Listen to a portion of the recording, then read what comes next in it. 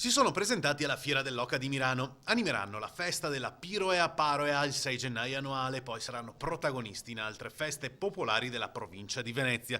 L'obiettivo è farsi conoscere e magari un giorno aprire un museo.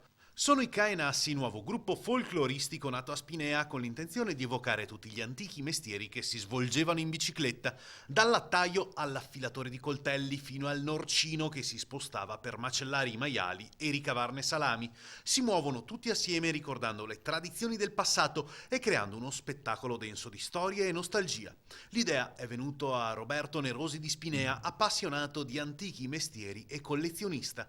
Ad oggi i Caenassi sono una trentina, ci sono anche dei bambini. L'idea è nata perché, essendo collezionista di queste biciclette, mi dispiaceva un po' lasciare in magazzino, e sono tutte biciclette storiche da lavoro. Quindi l'idea è proprio nata di poter condividere con le persone queste biciclette e in più di unire un gruppo di amici storici e di poter fare queste sfilate. La cosa è nata per gioco, in maniera molto semplice, però abbiamo visto veramente tanta attenzione